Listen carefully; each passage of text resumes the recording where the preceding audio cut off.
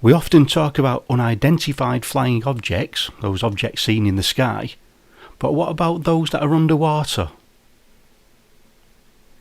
For centuries, Lake Baikal and the surrounding areas have been home to a plethora of unexplained phenomena which include the lake monster Lusud Khan, strange disappearances that we will touch on later, and countless peculiar UFO encounters that seem to frequently occur within this remote region of Russia.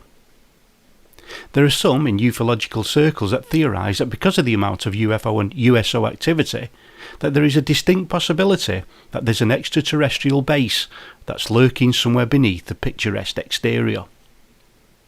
And don't forget, if you like what you see here on the Unconventional Ufologist, just like and subscribe. It's one small click for you, but one giant leap for this channel. Throughout the years, Lake Baikal has had its fair share of mysterious UFO activities. In 1958, a Tu-104 jet crashed into the lake after it was allegedly actively pursued by an unknown aerial metallic vehicle. A message from the frightened pilot was broadcast to air traffic controllers informing them as to what was going on. According to whistleblowers at air traffic control, all staff that were on duty at the time were forced by authorities to sign non-disclosure agreements. Native Buryat fishermen of the region attested to viewing the frightened aerial attack. They described how a silver flying saucer-shaped craft chased an airplane until it plummeted into the water and disappeared below the surface from their sight. Though despite considerable testimonies, no conclusive evidence or official records of this event have ever surfaced. Now I've looked into this the best that I can, and some of the records that I've found include that on the 15th of August 1958, a scheduled passenger flight from Khabarovsk to Moscow, which would have stopped over at Irkutsk, which is only 40 miles away from Lake Baikal, crashed into a forest 134 miles northwest of Khabarovsk, killing all 64 on board. This was some 1,114 miles away from Lake Baikal though. The other documented contender was on 17th of October in 1958. An Aeroflot Tu-104 flight from Beijing to Moscow, which carried high-level Soviet-aligned diplomats, crashed 400 miles east of Moscow, killing all 80 people aboard. But this would put the crash 2,350 miles away from Lake Baikal and certainly not crashing into it, as the reports say. So we are left with the possibility of either a hoax or a cover-up. In April of 2009, the enigmatic Lake Baikal made headlines yet again. Astronauts aboard the International Space Station photographed two, what are technically called circular convection breaks, thought in some circles to be produced by enormous aquatic alien craft. One of these circles was located near to the centre of the lake, whilst the other was positioned towards Baikal's southern end near Slodyanka. Both circles appear to be created by something ascending from beneath the thick ice-laden outer layers of the Lake Baikal. The pair of these disc-shaped cracks were perfectly symmetrical in shape and measure a huge 3 miles in diameter. These immense fractures were so precise that it has been said that it is practically impossible to manufacture or replicate them. In fact, certain researchers believe that the NASA-produced images are evidence of alien spacecraft emerging from the dark waters below. In 2011, an alien body was supposedly discovered. There's video footage that went viral showing one Irkutsk resident guiding a cameraman towards a forested area. There, amongst the snowy ground, lay a small extraterrestrial, allegedly. It possesses an enlarged cranium, opaque greyish body with dark eyes blankly staring ahead. It appears that something had ripped off the creature's right leg. Weeks before this was filmed, dozens of local villagers witnessed unidentified lights hovering above their homes in the area.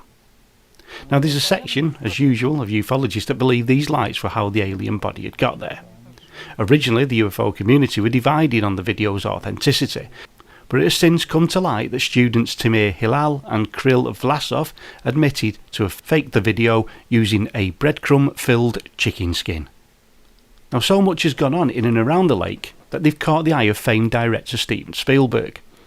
Back in 2015 it was rumoured that Spielberg was to visit Lake Baikal with a view to film a documentary allegedly titled Depth 211. 5 years later, there still seems to be no confirmation of this documentary anywhere. Which brings us to the subject of this little video soiree. In 1992, Russian paranormal phenomena magazine Anomalies, issue number 4 to be exact, contained an article that had been written by Mark Steinberg. Steinberg, a Soviet veteran of the Afghan War, is an author of several books and an expert on Russia's military. The story apparently goes like this. There are minor variations depending where you read or hear the information, but it's roughly the tale of the Lake Baikal aliens. During the summer of 1982, Mark Steinberg, along with Lieutenant Colonel Gennady Zverev, actively conducted periodic training of the reconnaissance divers or frogmen of the Turkestan and Central Asian military regions. The training exercises had been taking place at the Isus Kul Lake in the northern Tian Shan Mountains in eastern Kyrgyzstan, some 1,410 miles away from Lake Baikal. During one of the training exercises, the unit was visited by Major General Demyanko, who informed the team about an event that had recently happened at Lake Baikal. Apparently, during training dives in the lake, Soviet divers had had close encounters with some strange swimmers. Shocked and puzzled, they watched in bewilderment as several strange-looking creatures approached them. The swimmers were apparently humanoid, but very tall, possibly about 10 feet tall in fact. They appeared to be wearing some form of silvery, tight-fitting suits that didn't appear suitable for swimming in the icy temperatures of the lake. They were roughly at a depth of 164 feet, and these creatures also didn't have any form of scuba equipment. In fact, no equipment of any kind except for a sphere-shaped helmet that covered the swimmers' heads. They didn't have a chance to observe too long as the creatures disappeared back into the cold, dark depths of the lake. The team that saw the swimmers reported the incident to one of the local Siberian military commanders, who decided that it would be in the best interest for the Soviet Union to capture one of the mysterious swimmers. A special group was put together to capture one of these mysterious swimmers, and under the command of an officer, 6 scuba divers entered the freezing cold lake and began making their descent through the murky depths. The deeper they went, the colder it got, and when they reached a similar depth as they had reached previously, they found multiple entities emerging near them. It was at this point that one of the Soviet frogmen decided it would be a brilliant idea to throw a net over one of the creatures. Not really the best ideas, as once he attempted to capture it, all hell, as they say, broke loose. Now there's conflicting reports at this point. Some report that the creatures used some form of sonic devices to wreak havoc on the divers, whilst others report simply that a powerful force came into play. I've also seen statements like hostile aliens and non-human brutes, so I'd just like to remember just who made the first hostile move. Anyway, whatever force was projected knocked out all of the Soviet frogmen and propelled them at speed to the surface of the lake. Normally, when emerging from deep waters, divers make decompression stops to prevent dissolved gases in the body coming out of solution and affecting almost any part of the body. This is known as the Benz or decompression sickness or caisson disease. It's extremely painful, and in severe conditions such as arterial gas embolism, it can be lethal. To counteract the effects, the persons affected would need to be put into decompression chambers. Here, again, things come a little bit sketchy due to conflicting reports, but I've attempted to piece it together as best as I can. Apparently, 3 members of the scuba team made it to the surface, severely injured, but had not succumbed to the bends. The other 4 needed to be put in decompression chambers. Unfortunately, there was only one working chamber in the region, and that could only fit 2 people into it. And in a desperate attempt to save all 4 lives, all 4 men were simultaneously put into this one chamber. Unfortunately, 3 of the men died, including the commanding officer. The 4 men who survived this encounter were left with debilitating disabilities.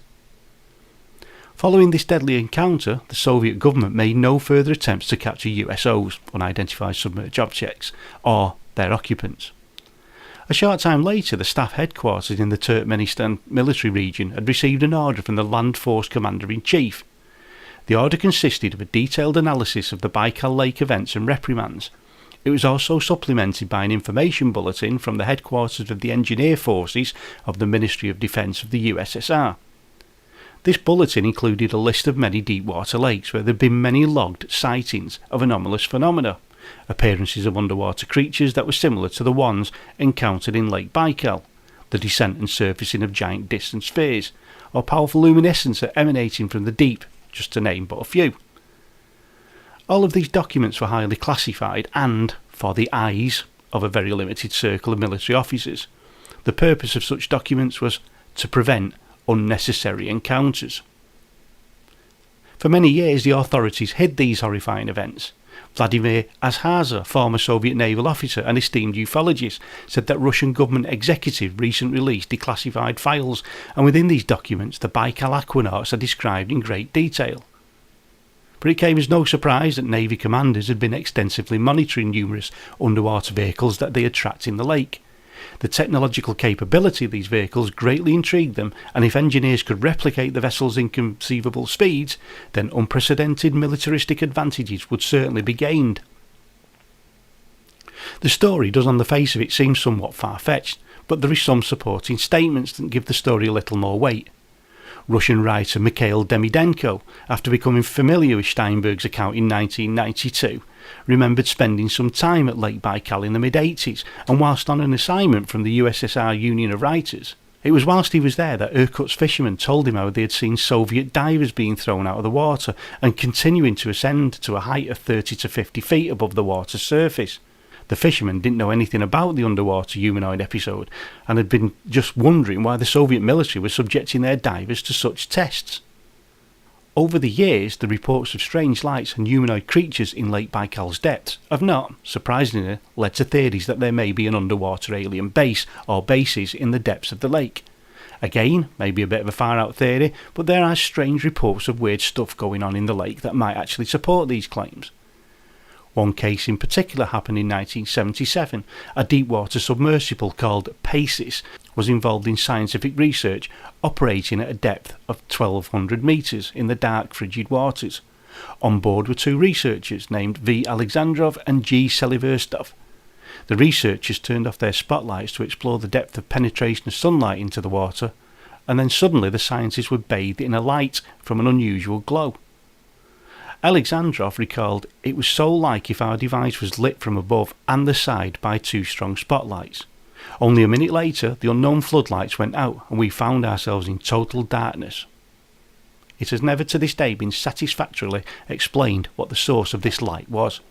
There is also an unexplained and powerful magnetic anomaly occurring within a deep part of the lake's rift, where the tectonic plates pull apart. The anomaly has not been explained and has reportedly, suddenly and inexplicably grown in size twice in the past 50 years.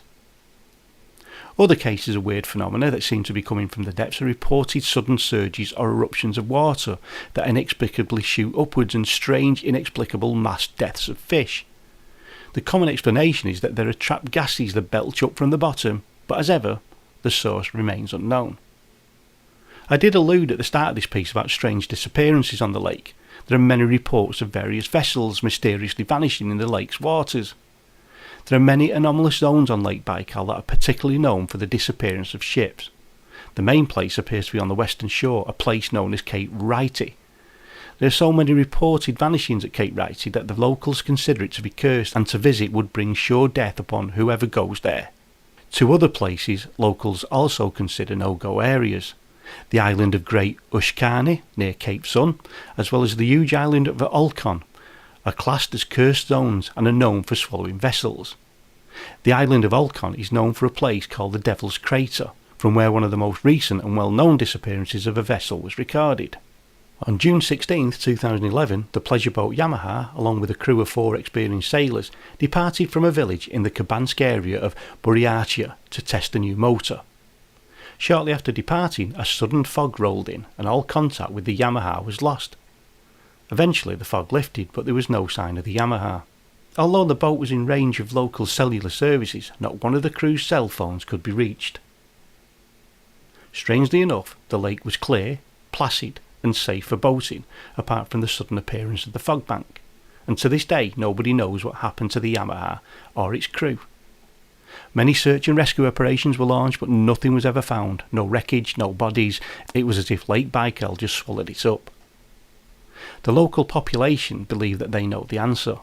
The area in question produces horrific sudden whirlpools that appear like a crater upon the surface, hence why the locals call it the Devil's Crater.